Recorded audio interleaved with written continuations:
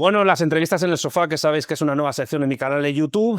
Aquí se sientan ilustres personalidades del panorama español, internacional, hispano, iberófono, que tienen siempre algo que decir y que, bueno, que en este rinconcito de nuestro local, pues siempre pueden aportar sobre un montón de cuestiones. Y aquí tenemos a uno de los más grandes, una de las personas que más han hecho por divulgar la historia de España, no solo desde la historia, sino también desde el periodismo, desde los medios de comunicación, desde hace años.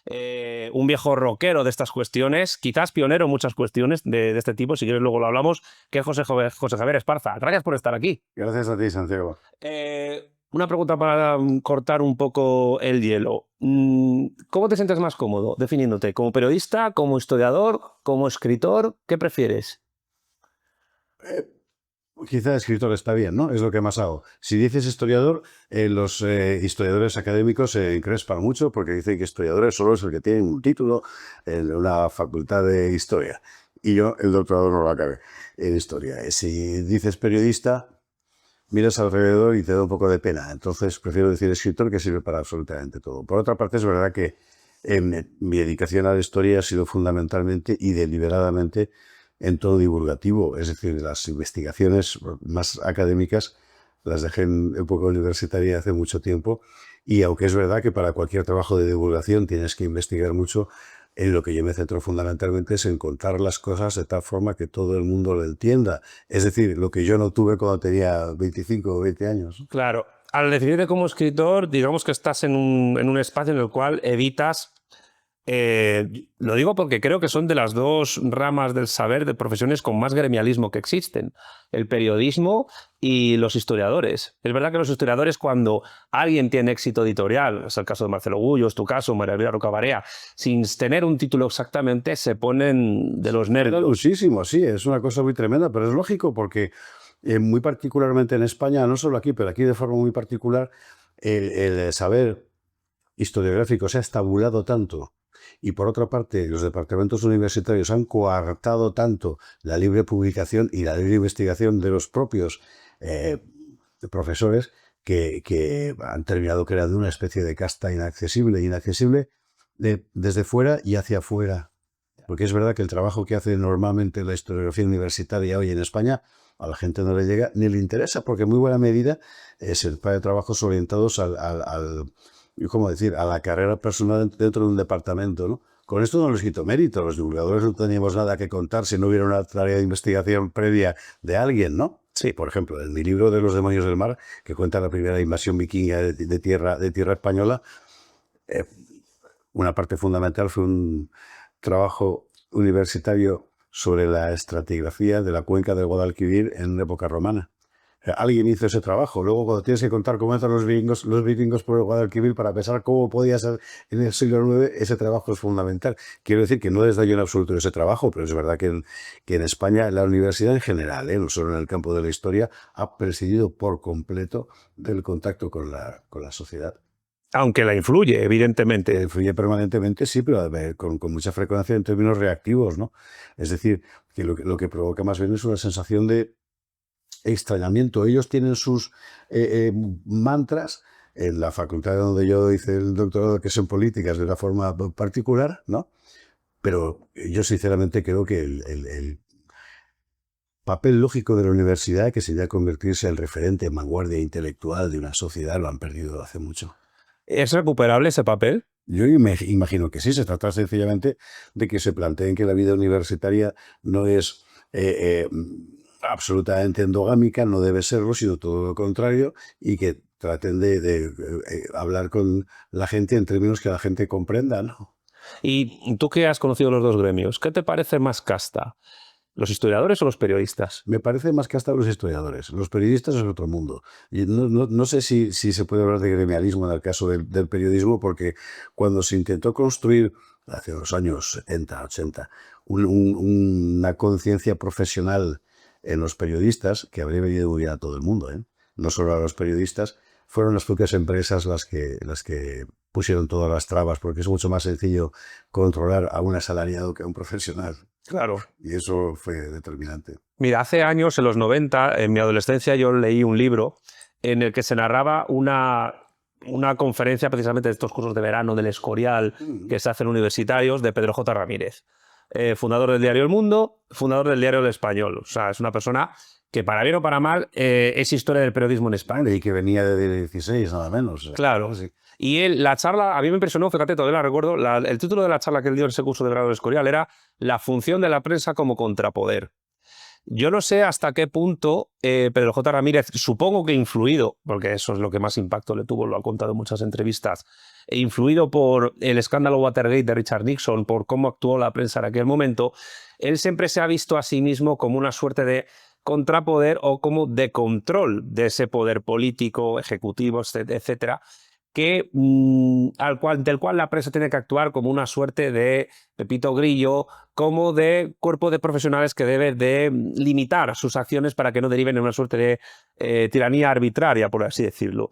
¿Tú crees que la prensa tiene una función de contrapoder o con todo lo que se está viendo actualmente en la progresfera periodística, con el tema del caso Koldo, de Pedro Sánchez, etcétera, la prensa al final en genérico no puede definirse como un poder o como un contrapoder, sino que hay prensas y prensas? ¿Tú estás de acuerdo con Pedro J. Ramírez o matizarías todo esto? Claro, Pedro J. pertenece a una generación en la que todos pensábamos que eso podía ser así. Es más mayor que yo, pero yo tengo 62 años y 40 de carrera, es decir, que lo he conocido bien. Nosotros nos criábamos, como decir, con la referencia de una serie de televisión que era El Grant, donde era un pequeño periódico local, bueno, no tan pequeño, pero en fin, tenía una función clave en la vida de la comunidad, precisamente en defensa pues, de lo que en principio son valores comunes, ¿no? Y de libertad, de transparencia y de todas esas cosas, pero eso se acabó con el estallido de los medios de comunicación, muy fundamentalmente con la creación de grandes cadenas multimedia. En España se vivió el proceso con los grupos de televisión fundamentalmente y después con la explosión de la prensa en Internet, que en muy buena medida ha venido a salvar todo aquello, porque ha permitido ampliar muchísimo el campo y no depender solo de grandes corporaciones. Si en la prensa tradicional, digamos papel para entendernos, aunque ahora se hace ciberprensa, esto es un camino, digamos, más o menos matizable porque siempre tienes un espacio de libertad. Por el contrario, en la prensa audiovisual ha sido clamoroso, es decir, a partir de la multiplicación de canales privados, lejos de representar una apertura en términos de libertad de opinión, en lo que se ha convertido simplemente es una multiplicación de expendidurías de espectáculo que concentradas cada vez en menos manos y que además han terminado controlando lo que era el nervio de la supervivencia económica, que era el mercado publicitario. Hoy, en términos de libertad y, por supuesto, de control del poder, el programa mediático es mucho menos libre que hace 30 años o 40 años. ¿Dónde va a parar? Y no hay ningún tipo de salida a eso. Hemos hablado, has dicho antes, Internet, ¿no? A nivel mediático. ¿Tú crees que un periodista, por ejemplo, que tenga un canal de YouTube o lo que sea, tiene más capacidad de movimiento que uno que depende de que le paguen desde un determinado salario una gran corporación mediática? Si se libera la capacidad, me parece un poco materialista hablar de todas estas cosas, pero la vida fundamentalmente es materia, es decir que... A ver, sí. hay que comer. Claro, si se libera la capacidad de monetización, un ejemplo como el de Tucker Carlson, por ejemplo, en Estados Unidos es evidente. O sea, el referente de la Fox se pelea con la Fox, monta su canal, tiene más audiencia que con la Fox. Sigues expuesto, por supuesto, a presiones del poder, pero es perfectamente factible convertirte en comunicador enteramente autónomo. Claro. Ciertamente eso no está al alcance de todos, claro, pero significa que es posible hacerlo y en este sentido me parece que Internet ha multiplicado por 1000 las posibilidades de libertad de expresión y en ese sentido, claro, no es extraño que todos los medios quieran, que todos los poderes, quieran cerrarlo lo más posible. Lo último fue en Francia, el gobierno llamando a los responsables de las grandes redes sociales para limitar la distribución de vídeos, por ejemplo, con altercados con la calle que llaman allí, porque no son exactamente inmigrantes, es la segunda o la tercera generación también, ¿no?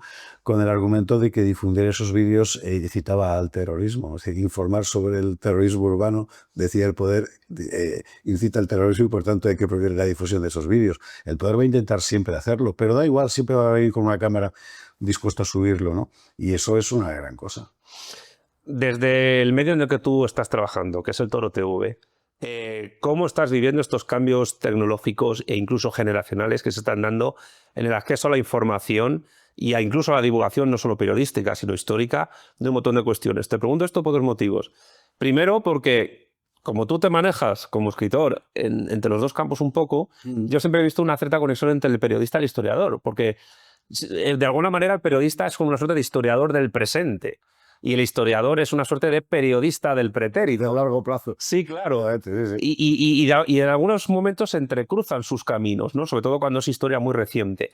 Pero también te lo pregunto porque debido a este auge de Internet, también hay un cambio generacional en la gente que ve televisión. Yo cuando estuve en el programa de Risto Mejide, en Demos TV, en Telecinco, estuvimos Alicia Melchor y yo viendo luego la media de edad de la gente que veía Telecinco. Telecinco y otras cadenas. Y la media de edad está... las cadenas más jóvenes las ven personas de 55 años. Pero hay cadenas que la media de edad es 65, 70 e incluso. Desde tu trabajo en el Toro Televisión, ¿cómo ves todos estos cambios? Tienes que adaptarte a la gente, porque al final cualquier trabajo de comunicación es muy importante lo que comunicas, ciertamente, pero es todavía más importante a quién. Entonces tienes que tratar de adaptar tu trabajo a la circunstancia concreta del público que está al otro lado, ¿no? La tele es verdad que se ha convertido en un medio cada vez más boomer, va el término, ¿no? Pues porque es la generación. Y las generaciones más jóvenes, pienso en mis hijos, o sea, consumen de otra forma esos contenidos. Me parece que uno tiene que ser capaz, cuando hace un programa de televisión, de luego todos esos contenidos, esos mismos contenidos, manufacturarlos de tal forma que sean también consumibles para una generación más joven, que además los va a consumir, ¿eh? Es decir, los va a consumir seguro, pero tienes que dar el producto que él quiere, lo que tú quieres. Un programa de 2 horas y cuarto, pero pasa también con los libros, ¿eh? Es decir, invito a cualquiera que nos esté viendo y tenga menos de 35 años a leerse Los demonios de Dostoyevsky, por ejemplo. No va a poder. No va a poder, hoy se comunica de otra forma, es decir, los periodos son mucho más cortos, todo tiene que ser mucho más fragmentario porque nuestra capacidad de atención, en buena medida, por cierto, por lo audiovisual, ¿verdad?, ha menguado, tienes que ofrecer las cosas de otra manera. Cuando haces un libro de historia, por ejemplo, tienes que pensar siempre que tratar de llevar, libro divulgativo, insisto, tratar de llevar la atención del espectador, del lector, perdón, a más de 5, 6, 7 páginas por capítulo, empieza a ser un ejercicio de riesgo, porque se va a cansar aunque esté interesado, porque nuestra relación con la información que recibimos es distinta, porque nuestro ritmo de vida es diferente también, ¿no? Bueno, en lo que concierne concretamente a la tele, quien no sea capaz de adaptar un contenido, por ejemplo, El gato al agua, de 2 horas y cuarto, a su vez luego en una miríada de productos más pequeños sobre ese mismo programa para otro tipo de consumo, estará muerto o quedará condenado a ser un poco cine de barrio, un programa para gente muy, muy mayor, ¿no? Es difícil hacerlo, exige disciplina técnica y además los medios pueden cometer el error de pensar que, puesto que se trata de manufacturar productos para un público más joven, tiene que hacerlo gente muy joven, lo cual es un error, porque hace falta un criterio importante para seleccionar qué contenidos vas a vender ahí, ¿no? Eso obliga también a los periodistas a tratar de pensar en términos no solo generacionales. Lo cual nos lleva a otro problema, que es la tendencia de la generación que hizo, pongamos, el bachillerato de los 70 o de los 80, a menospreciar la capacidad de interés por la actualidad o de reflexión de las generaciones más jóvenes. Y eso es una petulancia insoportable, primero porque la culpa es de esas generaciones más mayores, ¿no? Y en segundo lugar porque incluso si su capacidad de atención es menor, tu obligación es hacer que lo entiendan. Y tu obligación como periodista es que eso lo pueda entender cuanta más gente mejor, ¿no? Así que la adaptación al nuevo soporte a mí me parece que es básica. Hombre, yo siempre he pensado que cualquier persona es capaz de conocer cualquier tipo de verdad. Otra cosa es, evidentemente, adaptar el mensaje para que esa persona conozca esa verdad. Exactamente. Pero también es verdad que están, valga la redundancia, que desde hace tiempo hay estudios que dicen que la gente está bajando de cociente intelectual, nos estamos volviendo más tontos. ¿Tú eso lo notas a la hora de comunicar tus ideas, tus escritos, tus investigaciones? Yo se lo noto, está mal que yo lo diga, pero bueno, Lo noto con las sucesivas promociones de gente que va saliendo de las facultades, ¿no? Pues lo ves en la capacidad de retención de un texto largo. Mira, por ejemplo, el otro día se planteaba, pero esto entiéndase no como una crítica ni como nada peyorativo, sino como una observación en términos de, Una de descripción puro de... conocimiento, es una realidad. El otro día sale el informe de la UCO con Tebas Santos Cerdán, 400 y pico folios, ¿no? 490, creo. Fíjate, la pregunta que hacía la gente más joven en la redacción era, cuando no había ordenadores, ¿esto cómo lo veíais? ¿En serio? Claro, porque no les cabe en la cabeza que pudieras coger un texto de 400 y pico folios Y leer escribir todo. Otero sin un buscador en el que pongas la palabra Santos Cerdán para ver cuántas veces aparece, ¿no? Y es verdad, yo viví esa época sin ordenadores. Los primeros años de mi carrera son el 88. 87, 87, 88 no había ordenadores en la redacción. Ahora el PDF del informe de la UCO se mete en una inteligencia artificial y le dices, hazme un resumen. Exactamente. Entonces, ¿cómo se hacía? Pues a partir de lo que tenías que aprender. Yo he visto cosas prodigiosas, es decir, en aquella época, informes de 400 páginas, por ejemplo, que había que repartir entre varios de la redacción porque había que salir esa noche con el periódico puesto. Bueno, y después reunión de redacción para poner en común aparte que cada cual se había examinado y el director, que se había hecho una lectura transversal de todo, era capaz de reconocer que te habías dejado sin decir, ¿no? Porque él sí que lo había visto. Bueno, esa capacidad de atención, todo esto viene a cuento de lo siguiente, la capacidad de atención y de retención que el texto escrito físico produce, de ningún modo lo produce el texto informático, eso es verdad. O la imagen. Yo creo que en ese sentido me parece una evidencia que las nuevas tecnologías de la información disminuyen la capacidad de retención y de interiorización de los contenidos. Y en ese sentido también, en la medida en que disminuyen el esfuerzo, me parece perfectamente lógico que desemboquen en un descenso medio del cociente intelectual, entre otras cosas por capacidad de esfuerzo, de esfuerzo intelectual. Con la llegada de la televisión, que evidentemente en el siglo XX revoluciona completamente la comunicación y la forma en que se distribuye la información y otro tipo de cuestiones a la gente, Internet de alguna manera no es más que otra forma de televisión, que incluso simplifica más lo que hay en la tele, porque ahora pues está TikTok o está Instagram, donde los vídeos duran menos de un minuto, ahí tienes que sintetizar mucho. ¿Tú crees que eso influye a la hora, no sé, de transmitir ciertas cuestiones que vosotros en vuestro gremio tienen que transmitir? ¿Has notado algún tipo de dificultad a la hora de adaptarse? Por ejemplo, en el Toro TV se potencian ese tipo de contenidos de tan corto espacio de tiempo. Hay un departamento multimedia que los está sacando permanentemente. Entonces, es por esa adaptación que te decía necesaria a los nuevos soportes. Luego hay que tener en cuenta una cosa, y es que el panorama del lector, por ejemplo, en los años 70, eh, no estaba formado por catedráticos en metafísica. Es decir, tenías de todo. Había periódicos específicamente dirigidos a un público obrero. A Pueblo, que era el periódico de los sindicatos, por ejemplo, ¿no? Ese periódico jugaba en los recursos de la época con la tipografía más grande, etcétera, para llamar la atención a sabiendas de que la mayor parte de su contenido no iba a ser leído por el conjunto de sus lectores. Claro. Y que lo más largo seguramente no lo iba a leer el conjunto de sus lectores, pero es que no pretendía eso. Del mismo modo que yo creo que hoy no debemos pretender que el conjunto de la gente que nos está viendo por internet o que potencialmente podría estarnos viendo se trae un podcast de 1 hora y cuarto, porque no es su mundo. Tampoco antes, siempre tienes una pirámide, es así, claro. Hay gente, poca gente interesada en reflexiones más profundas, un poco más de gente interesada en visiones un poco más generales, mucha gente que solo te va a tolerar una aproximación muy alimentada, muy emocional, etcétera. Y la sociedad es así.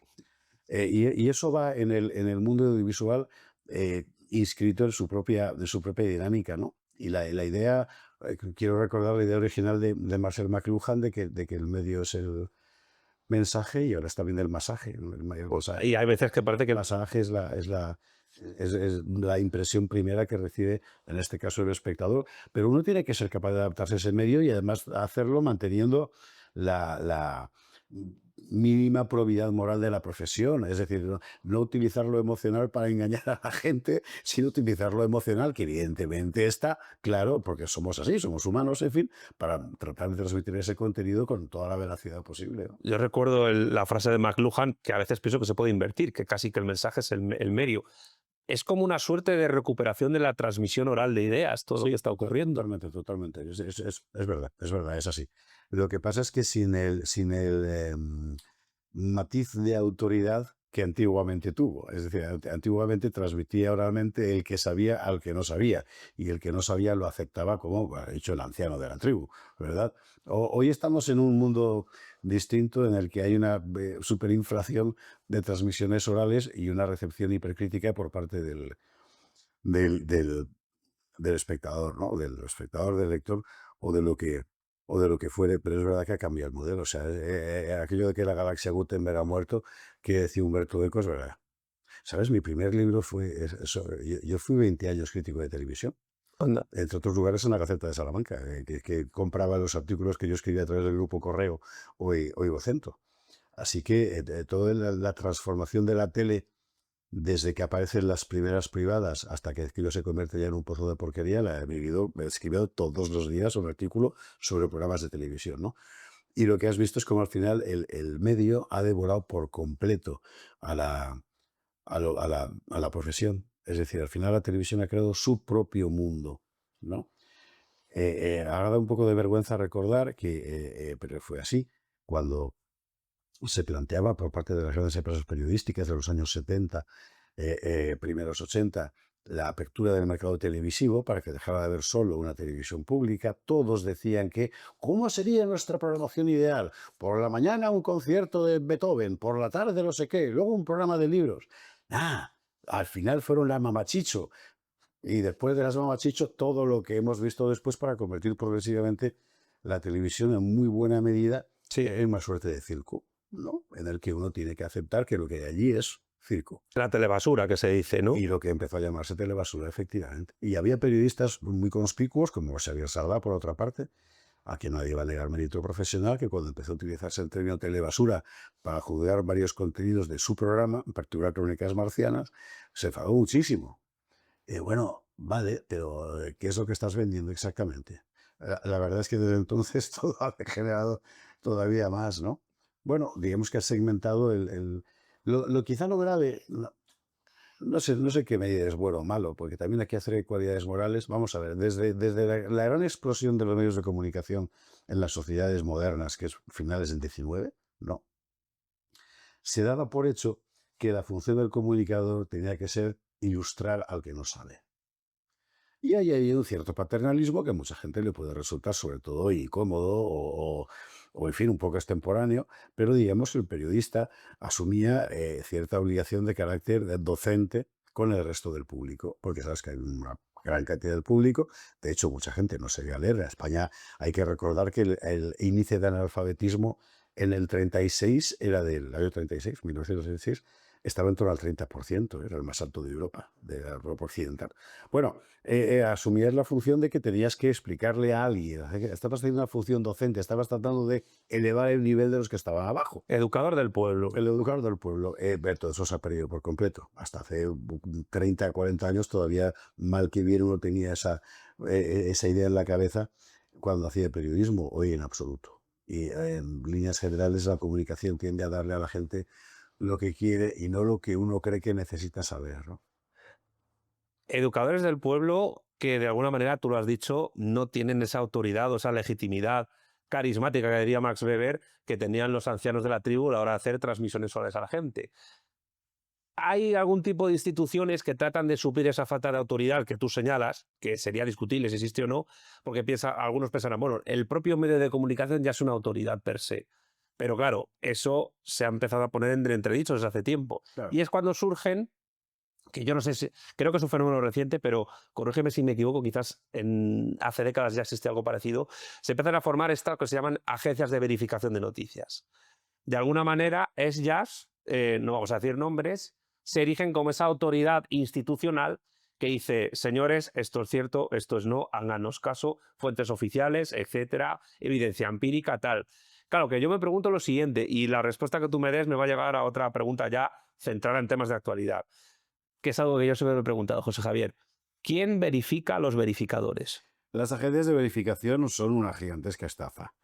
Son el producto de un periodismo en el que el periodista que antes se verificaba a sí mismo y que si mentía iba a tener que soportar el oprobio de toda la profesión, desapareció. El resultado ha sido, esto es inseparable de esa dinámica que veíamos al principio de progresiva mercantilización de los medios y desprofesionalización del periodista.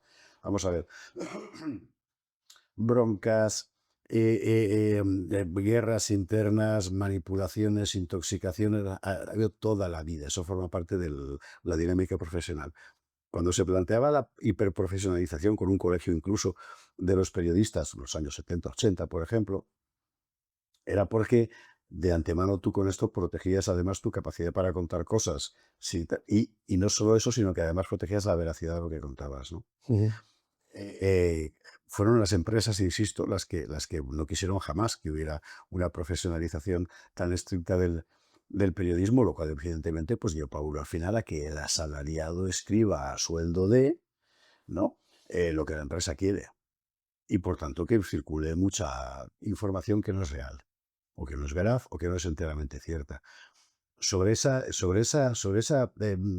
paisaje creado en buena medida por el poder, tanto político como económico, como todos los que han estado influyendo en la comunicación, aparece ahora una vuelta de tuerca nueva que es, bien, ahora te voy a decir yo lo que es verdad y lo que es mentira, y se lo voy a encargar a los periodistas que yo controlo, a los que voy a pagar para que digan que es verdad lo que a mí me interesa que sea verdad.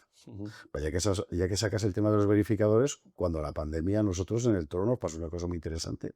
Nosotros escogimos desde el principio mantener una posición de distancia respecto al discurso oficial.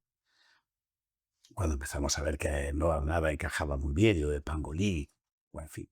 Y entonces fuimos investigando, ¿no? Y sacamos, entre otras cosas, un reportaje de un programa científico de la RAI italiana sobre un artículo que había publicado Nature acerca de experimentaciones con murciélagos en China.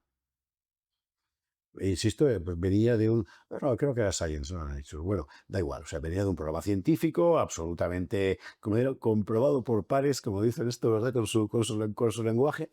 Y el resultado fue, de inmediato, a las pocas horas, una campaña de los verificadores acusándonos de difundir bulos. Es decir... Fake news. Sí, alguien, sí, pues son fake, bueno, alguien que solo tiene, por así decir, la concesión política, ¿verdad? De decir lo que es verdad y lo que es mentira, califica públicamente como mentira una información que es absolutamente cierta, que en realidad no hace más que hacerse eco de otras informaciones absolutamente científicas porque no le interesa el poder. De tal forma que los verificadores finalmente en lo que se convierten es en una suerte de comisarios políticos de la información. Y bueno, el mayor peligro que hay ahora mismo para la libertad de expresión, sin ninguna duda. ¿Y a quién obedecen? ¿A quién obedece? Has hablado de poder en genérico, pero ¿hay instituciones, resortes de poder nacionales o internacionales que están interesados que los verificadores de noticias sean los que son? Sí, sí, absolutamente. Uno de los procesos más asombrosos que hemos asistido, y aquí ya nos apartamos un poco de la temática específicamente periodística, en los últimos 10, 15 años, es la progresiva convergencia de todas las esferas de poder. A medida que las sociedades se han despolitizado, en la medida en que ya no hay decisiones soberanas que correspondan al poder político, puesto que todas se terminan diluyéndose, las esferas de poder económico, político, mediático han ido haciéndose prácticamente la misma esfera siempre. Y ya es muy difícil saber realmente a quién obedeces. A quién obedece, por ejemplo, la ley del clima, única, que es la misma en todos los países europeos. ¿Quién ha sido? ¿Quién lo ha decidido? ¿A quién obedece que todos los países europeos hayan tratado de imponer, pues Estados Unidos también, una misma política represiva en los tiempos de la pandemia y además con un discurso homogéneo? Esto no se le ocurrió a Salvador Illa, evidentemente. ¿Quién lo decidió? Pues el poder. Y ese poder va perdiendo el rostro. Con lo cual tienes la ilusión de que estás en una sociedad democrática, pero es imposible una democracia cuando no conoces el rostro del tirano. O sea, contra un poder con cara te puedes levantar, aunque te aplaste, pero ahora sabes quién es. Pero cuando es alguien, o como dicen los políticos, Europa, ¿no? Quien ha decidido una determinada política, entonces estás perdido. No es posible ninguna democracia porque tu capacidad de decisión ha desaparecido por completo. Los verificadores forman parte de los instrumentos de ejecución de esas políticas de un nuevo poder al que podemos llamar poder global, porque cada vez más lo va apareciendo, ¿no? Ese nuevo tipo de relación de poder la estudié yo cuando hice el máster de formación y orientación laboral a nivel de relaciones laborales, a nivel sindical. Te lo comento porque, por ejemplo, cuando una persona se baja una aplicación de Uber y la instala en su teléfono móvil, jurídicamente no cuenta como trabajador asalariado, sino como empresario, emprendedor, etcétera. Pero si tiene que hacer un reclamo laboral, las relaciones laborales tal y como existen actualmente, el derecho del trabajo no puede actuar contra la persona que maneja esa aplicación, que a lo mejor está en Silicon Valley, como antaño. Es decir, que ahora una lucha sindical tradicional no sirve para reclamar derechos a un jefe al cual no le vas a ver la cara nunca. Es que es un patrón que no es patrón, efectivamente. Claro, Es no sos vuestra- traidor, ¿eh? Claro, y eso que se da a nivel de dialéctica de clases será también a nivel de dialéctica de estados con poderes internacionales. Es decir, esto puede parecer, la gente dirá conspiranoico, pero claro, el término conspiranoico lo inventó la CIA para desprestigiar el análisis de las conspiraciones reales que existen, como decía Marcelo Gullo, ¿no? La esencia de la política es la conspiración. Pero ahora nos encontramos que a nivel político también, y no solo económico sindical, sino a nivel político y geopolítico, la gente que controla eh, nuestros, lo que hacemos más o menos a nivel de costumbres, de sociología y por supuesto también la información que nos llega, es gente que a lo mejor no lo vamos a conocer jamás y que incluso no sale en los medios de comunicación, etcétera. Los que salen son los testaferros, tipo Soros, ¿no? Entonces, ¿hasta qué punto estamos desarmados para poder no ya combatir, sino incluso resistir a ese tipo de estrategias, a ese tipo de institucionalización de un poder tan tremendo como no se ha conocido antes en la historia? Como no se ha conocido antes en la historia, efectivamente. Y no solo en dimensión, sino también en naturaleza. Y me parece que lo primero es precisamente identificar la naturaleza, ¿no? Vamos a ver. En la política todo es siempre racional. Entonces, cuando algo nos parece que no es racional, la reacción habitual es decir, bueno, es que Teresa Rivera es tonta, por ejemplo.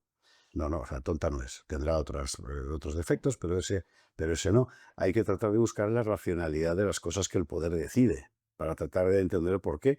Y sobre este punto, algo tan material y concreto como la política energética, no solo española, o la política agraria, no solo española, es muy evidente. Es decir, desde un punto de vista, digamos, antiguo, para entender. Antiguo quiere decir antes de ayer por la tarde, vamos, para entendernos.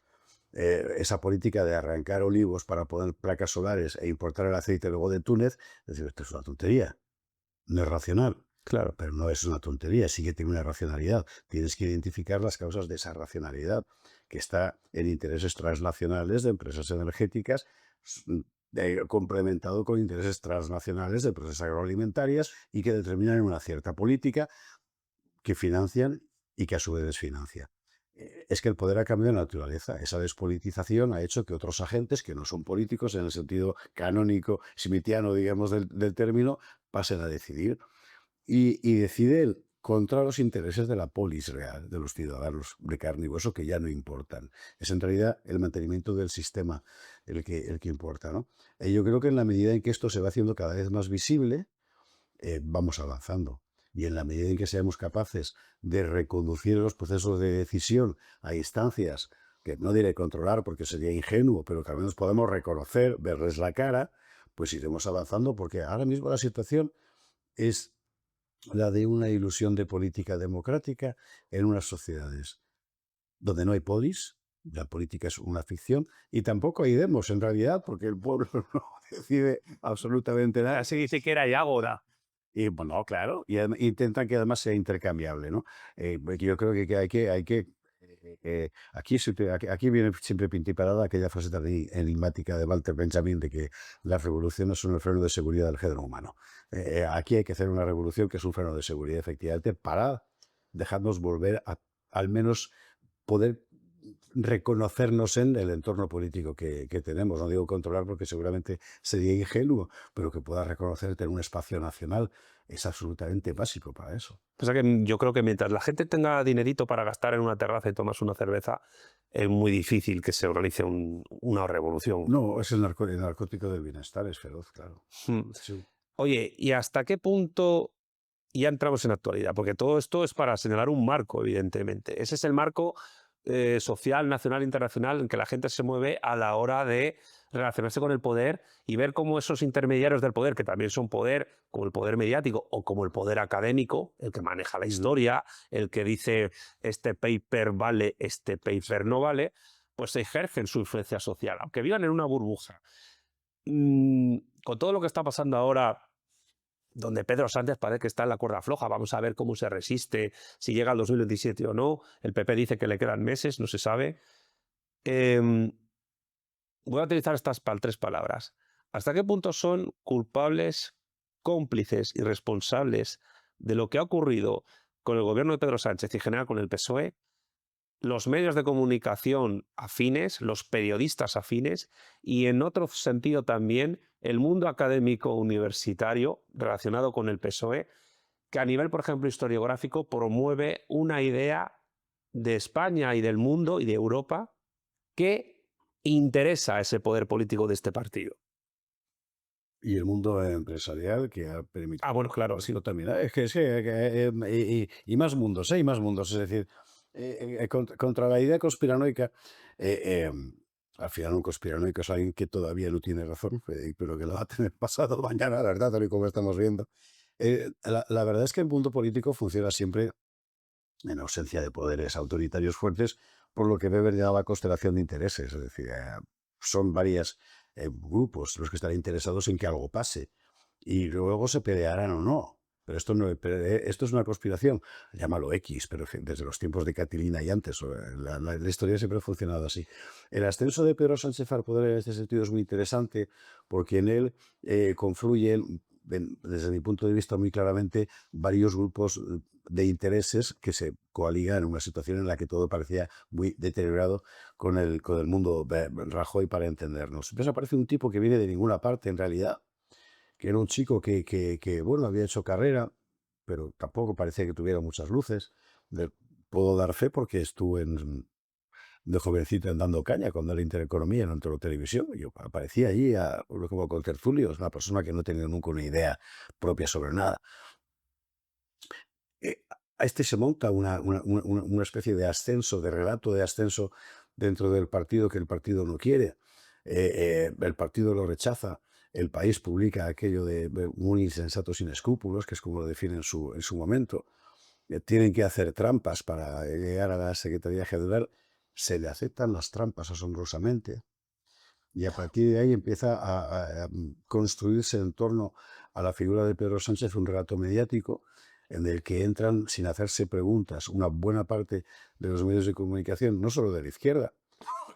Y cuando llega al poder, después de una moción de censura que parecía un poco, en fin, abusiva, pero bueno, vale, aceptemos a Santos Cerdán como animal de compañía, forma gobierno y el primer tuit de apoyo que recibe es de la presidenta del Banco de Santander. No es de las masas obreras, ¿verdad? Ana Botín, que presume de feminista de 12 años. Exactamente. Y desde el primer momento Pedro Sánchez se convierte en la figura, el maniquí, por así decir, que va a hacer en España a las políticas globalistas en materia energética, de inmigración, etcétera, en circunstancias enteramente idénticas a las de otros maniquíes como son Conte en Italia, Macron en Francia, Trudeau en Canadá o Cameron en su momento en Inglaterra. Es interesante porque de repente se ve una especie de político único que parece sacado de un molde, ¿verdad? Con adaptaciones locales en función de los gustos de cada población. Y muy común en la Unión Europea, como se ha podido ver, además. Exactamente, y que se convierte en el hombre que va a hacer esas políticas que no han decidido sus respectivos pueblos, ¿no? Sino, ya vemos el mundo globalista para entendernos, porque es esencialmente la Unión Europea. Desde luego hoy es la única supervivencia.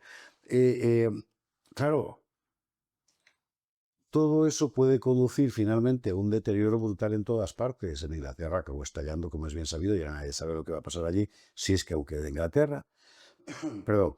En Italia pues, se hundió todo y al final ha acabado llegando Meloni, que tiene que lidiar con un mundo complejísimo. Italia siempre es un mundo complejísimo. En Francia, Macron está hundiendo el país enteramente. Se le está rompiendo. En Francia ya son 3 países distintos. Y en España se ha quedado de repente una gigantesca ola de porquería que viene a estar sujetando con sus manos los medios progresistas, construyendo, y ahí entra ciertamente el mundo académico, un relato que justificaba que, por muy sucios, delincuentes, malos que seamos, siempre será peor Franco, ¿no? Que murió hace muchos años, pero bueno. No. Y yo creo que eso se puede sostener hasta cierto punto.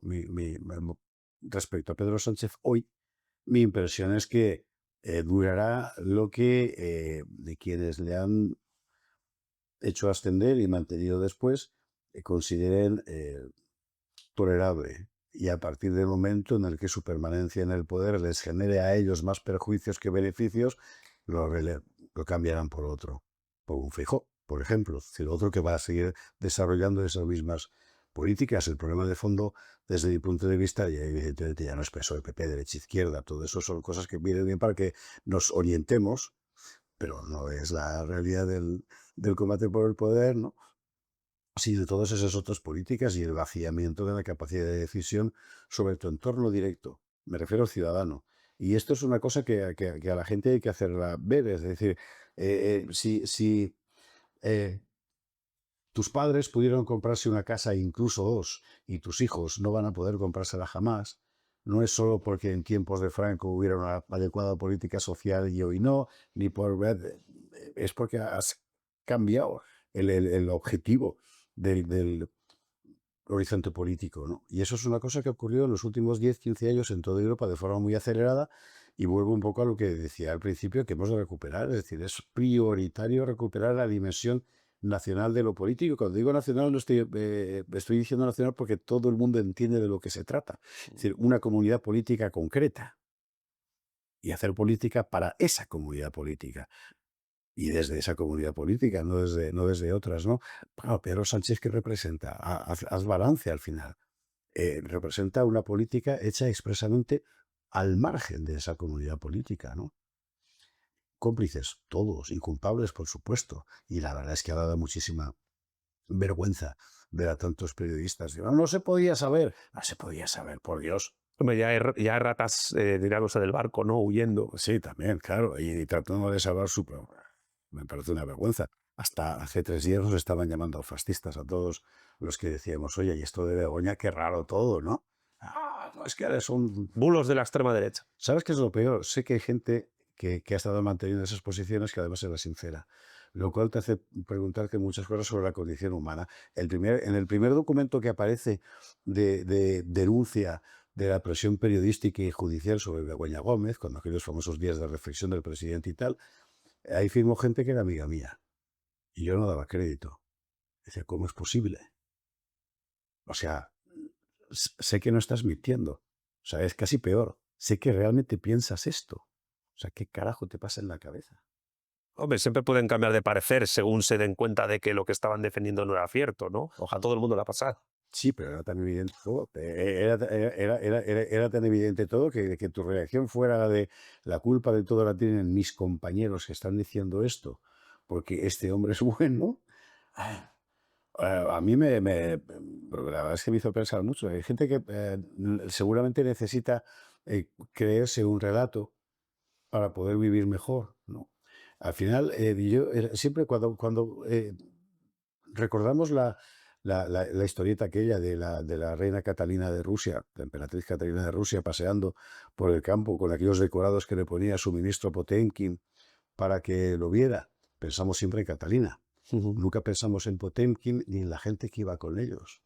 Y que seguramente deseaba creer también que efectivamente Rusia no era el pozo de miseria que era, sino aquellos declarados puestos por Potemkin, porque necesitaban creer que la realidad era así para justificarse a sí mismos, ¿no?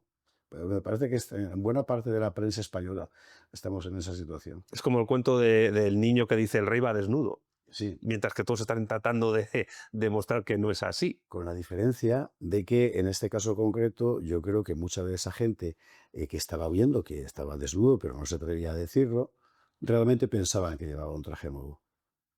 Querían creer que llevaba un traje nuevo. le resultaba insoportable la idea de que estuviera realmente desnudo y por tanto se bloqueaban a sí mismos para tratar de ver. Esto nos mete ya de lleno en el campo de la psicopatología, por supuesto, pero creo que así es, ¿eh? Creo que sí es. Pero seguramente esa psicología social, como se dice, se construye desde esos medios de comunicación y desde la academia y desde otros ámbitos, la publicidad, etc. En lo que es la historia de España, José Javier, ¿tú crees que Pedro Sánchez es de los, voy a deciros, un top 5 de los jefes de Estado más nefastos de nuestra historia? Yo creo que sí, en la medida en que ha destruido más que construido. O sea, tú miras el balance. En España ha habido gobernantes autoritarios feroces, pero que han dejado un balance técnico extraordinario, por ejemplo. En España ha habido gobernantes democráticos, sinceros, que han estimulado las libertades, pero que han dejado un panorama económico atroz. Pero alguien que simultáneamente haya dejado un país arruinado económicamente, por más que el relato oficial diga otra cosa, técnicamente ineficiente, cosa que nunca habíamos sido, joder, siempre habíamos hecho las cosas bien, más o menos, ¿no? Bueno, políticamente deshecho, con la suficientemente rota, además peleándose por fantasmas. Yo creo que eso, tantas cosas malas juntas, no había pasado muchas veces, ¿eh? ¿Y para ti quién es peor en balance histórico? ¿Pedro Sánchez o Zapatero? A mí me parece que Zapatero es, yo creo que Sánchez es una consecuencia de Zapatero, que lo que Zapatero hace, en cierto modo, no deja de ser reventar un absceso, pero lo que hace es terminar. O sea, todo el sistema de la restauración, de la restauración. Esto no ha sido un acto fallido. Oye, cuidado, porque la transición española casi sería como una suerte de nueva restauración. No te ha salido. Todo el sistema de la transición se basaba en una especie de reedición de los pactos de la restauración alfonsina, con la variante de que esta vez metían a los nacionalistas dentro del juego. O sea, no solo Cánovas y Sagasta, sino que además entraban el nacionalista correspondiente, en la convicción de que todo el mundo iba a poder escenificar sus peleas en un entorno en el que, sin embargo, todos estaban implícitamente de acuerdo en sostener el sistema que los cobijaba, porque si no caería sobre ellos. Y eso Zapatero lo rompe deliberadamente. Claro. A partir de ese momento, el sistema está muerto. Ha sido una muerte lenta, una agonía larguísima, pero a partir de ese momento se rompe el sistema del 78. Decir que en cierto modo era reventar un acceso, porque esto no quiere decir que el sistema del 78 fuera una maravilla. Pero es verdad que al menos ofrecía un campo de juego concreto, reconocible, ¿no? Cuando se rompe, el Partido Socialista se convierte en una cosa perfectamente histérica. No es un partido socialista al estilo europeo, es otra cosa, ¿verdad? La derecha se queda volando y lógicamente aparecen también otras fuerzas políticas. Es Zapatero en realidad quien empieza eso, y no solo eso, sino también la apertura del campo a la posibilidad de la ruptura nacional, que ha sido determinante. Así que en ese sentido, desde mi punto de vista, el origen del mal es Zapatero. Y con el manejo que tiene a través de Pumpido el gobierno actual, y por tanto el manejo que tiene el Tribunal Constitucional, ¿esa ruptura nacional se está acelerando?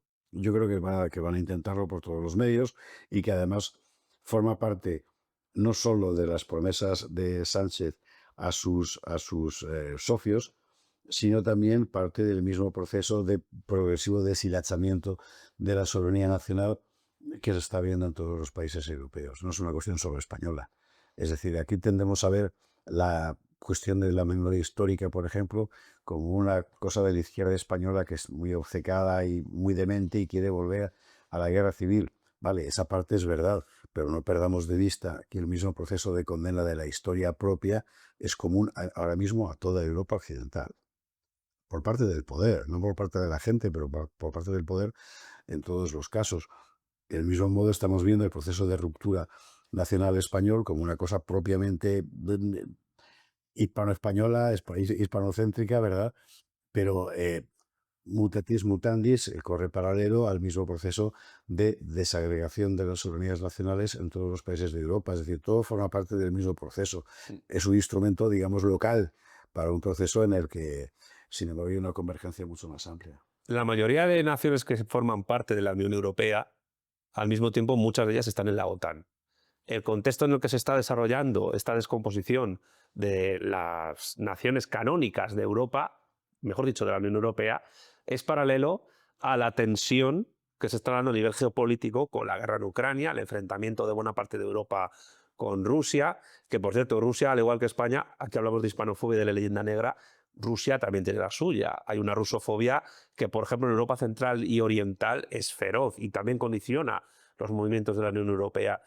¿Qué desarrollo puede tener ese, o sea, no sé cómo decirlo, cómo se puede desarrollar ese proceso de descomposición de las identidades tanto nacionales como comunitarias? Te lo digo porque tú has hablado de comunidad política y al final la recuperación de lo nacional y de lo comunitario va a ser lo único que nos pueda salvar de este precipicio.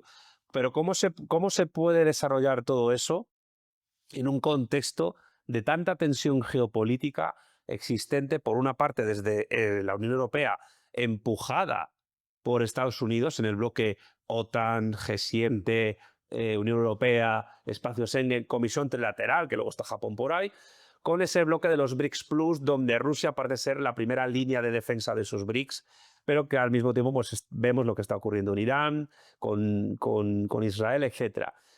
Hay un contexto internacional tremendamente tenso donde la Unión Europea y España en particular están desarrollando procesos de descomposición social, antropológica, cultural y nacional y comunitaria, en el cual encima se les está pidiendo que aumenten el gasto militar y que se enfrenten a naciones donde ese peso de lo nacional y de lo comunitario es muchísimo más alto y más sólido que aquí. ¿Cómo ves tú esa situación? Lógicamente, con muchísima preocupación, como todo el mundo, con mucho interés, porque es objetivamente fascinante, aunque queme, pero es objetivamente fascinante, ¿no? Y, por supuesto, con mucha incertidumbre. Es ese tipo de situación en la que uno tiene que preguntarse, ante todo, aquí qué es lo que hay que salvar. Claro. Porque la impresión que en general es de descomposición muy rápidamente en muy pocos años, y también, por cierto, en lo que concierne a la Unión Europea. Hay mucha gente que disfraza la apelación al alineamiento en torno a eso que llaman los valores de Occidente y todas esas cosas, ¿verdad? En nombre de la Unión Europea. La Unión Europea está muerta desde el momento en el que se solapó con la OTAN. Y es una cosa que los europeístas, yo no me cuento entre ellos, en términos comunitarios, pero bueno, deberían ver. O sea, a partir del momento en que la Unión Europea se solapa con la OTAN, se acabó. La Unión Europea, sobre su idea inicial, se ha metamorfoseado en otra cosa.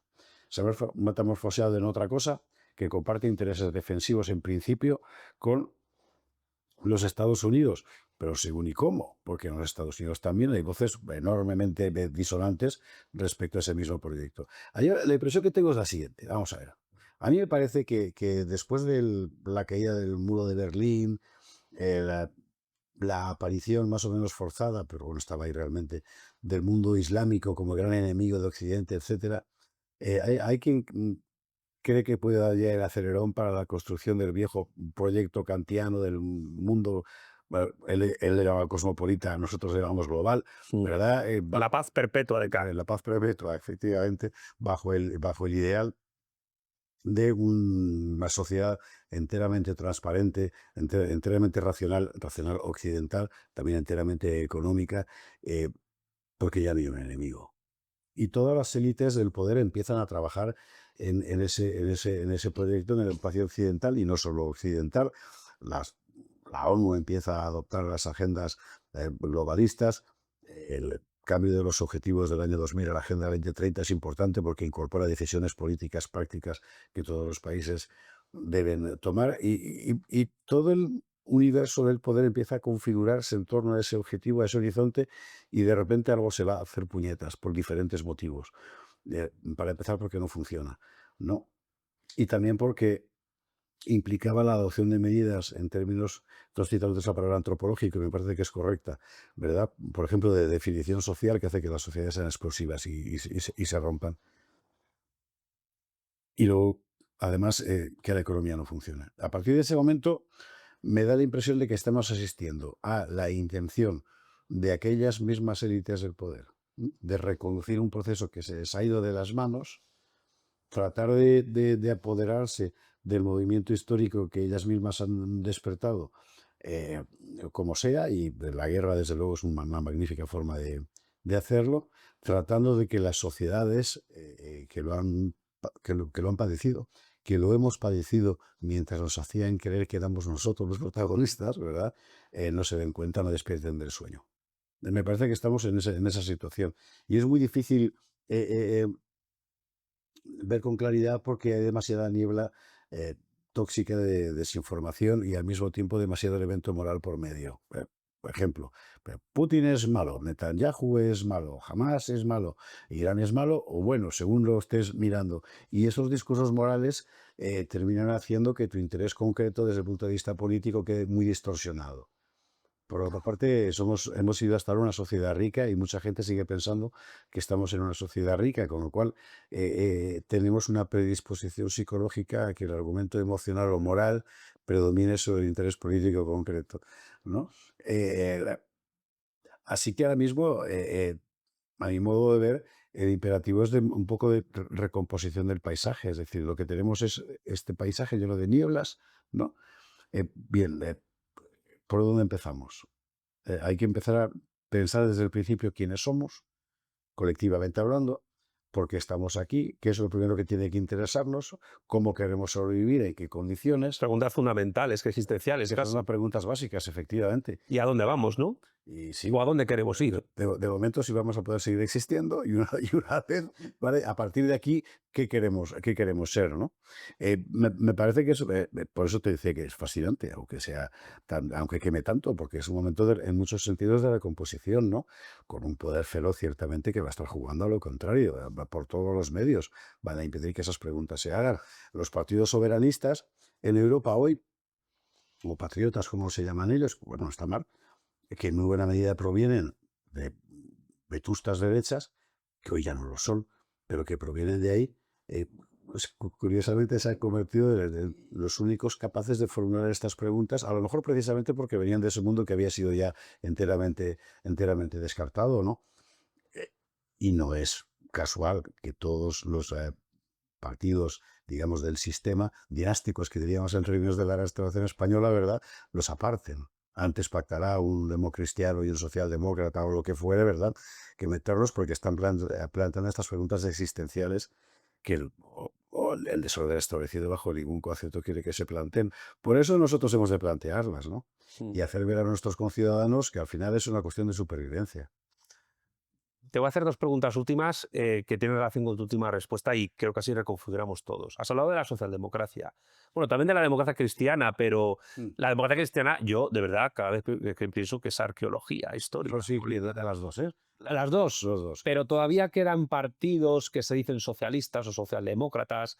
Todavía existe esa internacional socialista, que es la segunda internacional con otro nombre. Existen los laboristas. Hay un partido demócrata en Estados Unidos que se aproxima a esas ideas. Pero tú has mencionado una cuestión que a mí me parece crucial. Y es que la inercia de la forma en la que la gente ve las cosas, la cosmovisión de la realidad, siempre va por detrás de la evolución de la propia realidad. La gente todavía se piensa que somos un país rico, desarrollado, y ante nuestros ojos se está viendo que cada vez estamos caminando más hacia un subdesarrollo. Trenes que no funcionan, apagones, cortes de luz parciales en Gran Canaria hace poco. La cuestión de la inmigración que influye también en esto, porque si importas tercer mundo, ese tercer mundo te desarrolla tercer mundo cuando tú no tienes una estructura económica que permita aculturar a esa gente, económica y cultural, para que trabajen de otra manera y si no los echas, evidentemente. Todo ese mejunje hace que existan ideologías. Hemos hablado de la democristiana, podríamos hablar también del liberalismo, del socialliberalismo, pero también de la socialdemocracia. Porque a mí me da la sensación, yo lo digo hace tiempo, yo no sé cómo lo ves tú, José Javier, que todavía creo que hay gente que está tratando de ver el mundo en este siglo XXI, en este año 2025, que estamos grabando ahora, aunque si lo ves en otro año guay, que tienen las anteojeas, o los anteojos, mejor dicho, de cómo se veía el mundo en los años 90. Absolutamente. Y creo que hay gente que vive, incluso gente joven, que vive ideológicamente en esos años 90, en esa mezcla entre Fukuyama, Getúlio Kohl, Felipe González, un poco Aznar también, en el que todo era próspero y maravilloso. Maastricht se había firmado, había caído la tiranía roja de la Unión Soviética, según su propia visión, y nos aproximamos a una Unión Europea, a una paz perpetua, etcétera, donde ese vergel del Edén que dice José Borrell iba a navegar con esos sitios pues inhóspitos y tiránicos, asiáticos, africanos, etcétera, estando Estados Unidos pues un poco de gendarme lejano que no moleste, o sus bases y tal, pero poco más. Pero claro, esa cosmovisión, el fin de la historia, ha sido muy potente hasta ahora y todavía sirve de brújula a muchas personas. Sí. ¿Por qué crees que es así? ¿Y por qué crees, yo no sé si estás de acuerdo conmigo, en que ya no sirve para entender el mundo actual? Pues porque cuesta mucho aceptar que ha sido todo hacer puñetas. Y generacionalmente para mucha gente es una tragedia. Y yo, Lleva a la frustración eso. como lo he dicho en el propio programa, lo puedo decir aquí, yo lo veo que con mucha frecuencia entre los contertulios de mi programa. A la gente de cierta edad lo que más le cuesta es cambiar el paso y darse cuenta de que la autopista en la que estaban de repente ya no es una autopista, es un camino de cabras con piezas por todas partes, ¿verdad? Y tú sigues con el coche a 120. Con el coche que te compraste hace 30 años, además. Exactamente. Y es muy complicado cambiar el paso, es lógico, además. Pues, insisto, esto para nada quiero que suene ni peyorativo, ni crítico, ni nada. Es la propia existencia. Cuando te haces mayor lo ves, tú eres mucho más joven que yo. Yo tengo que estar haciendo permanentemente el esfuerzo de hablar con gente mucho más joven que yo para palpar lo que realmente pasa. Felizmente tengo 5 hijos, con lo cual me resulta bastante sencillo en ese sentido, pero llega un momento en que pierdes el sentido de la realidad porque has perdido el contacto con el mundo en el que vives, con el cual está siendo la dinámica en ese momento. Y en términos que todo el mundo pueda entender, yo acabo de vivirlo con mis padres, los dos, el último, y mi padre recientemente fallecido, mi madre hace 3 años, cuando con ellos hablando, ¿verdad? Gente que nació en los años 30, tratabas de entender el mundo, llega un momento en que desconectan, o sea, he dejado de entender ya lo que pasa. Entonces han dejado de entender lo que pasa, ellos van a seguir viviendo, aunque no entiendan lo que pasa, sencillamente se desconectan y lo que ocurre alrededor, pero bueno, ellos eran analistas de la actualidad, ¿verdad? Claro. Muchos de ellos, otros muchos sí, y siguen explicándonos el mundo como si estuviéramos en 1994. Claro, nada casa, ¿no?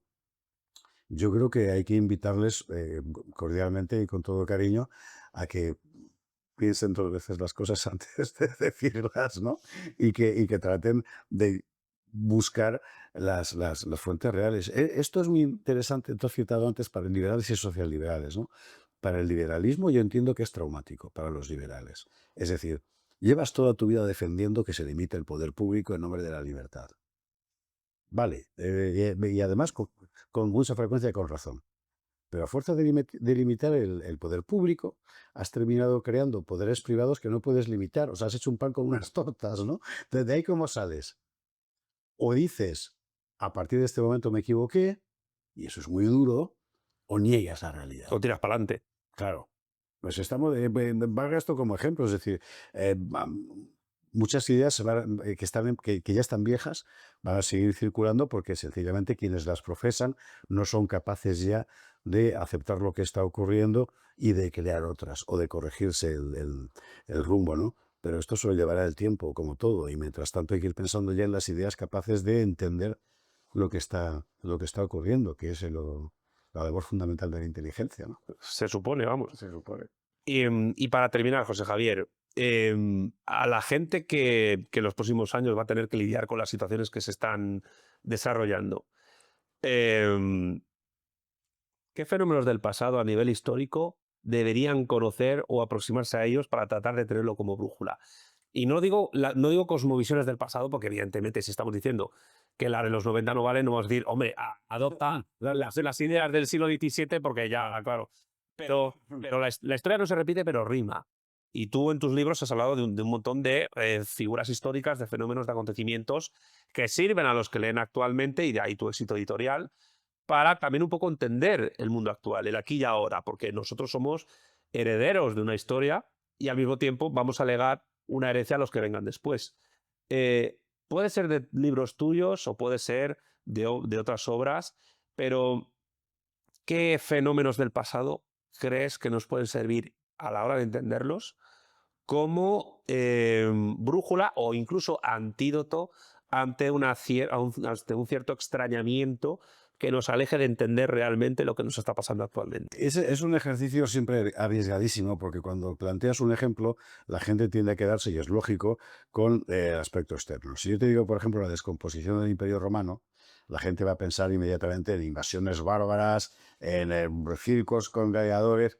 Bueno, ahora que estoy pensándolo, la verdad es que tampoco estamos tan lejos de eso, pero Ya digo que la historia rima, ¿eh? el momento, sí, siempre, siempre, siempre, siempre. Hay una figura muy bonita, y es que en realidad la historia no es una línea, como va a pensar el progresismo, ni es tampoco un círculo permanente, como piensan los ciclos desconsolados de los filósofos antiguos, que decía San Agustín, sino que es un ovillo de lana, ¿no? Es una esfera en la que tú tienes el hilo.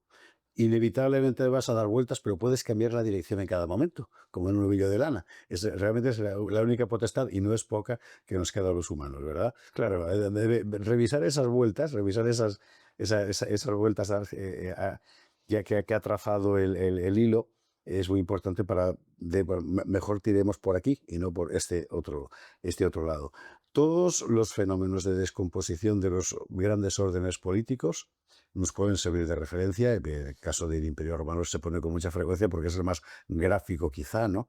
Porque de repente que en realidad son 200 años, pero en fin, parece que desaparece para crear otra cosa que ya no era. Y sin embargo, sigue existiendo ahí, y sin embargo, a pesar de que se había descompuesto, quedan comunidades humanas que son capaces de pensar sobre aquello que hubo para reconstruir órdenes nuevos, ¿no? A mí me gusta, Inspirados en aquel, por ejemplo. claro, a mí me gusta mucho la Reconquista o el mundo godo español, precisamente porque es una forma de tratar de hacer sobrevivir algo que en su momento funcionó y que se había de hacer puñetas, pero bueno, que había dejado una huella de una organización eficiente, por ceñirnos a este punto, ¿verdad?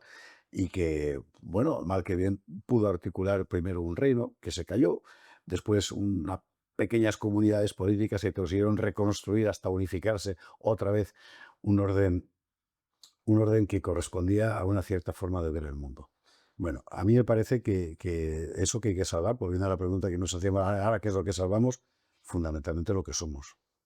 Por eso la pelea por la identidad es tan importante. Aceptado de antemano que la identidad no es un absoluto ni es una esencia, que es una realidad compleja, que se construye no solo por lo que tú eres, sino por lo que tienes en común con otros o contra otros. Es una realidad compleja, bien, pero es básica para entender qué carajo haces aquí y qué vas a dejar después. O sea, tú no eres solo tú, eres todo lo que tienes detrás y también todo lo que vas a legar a otros.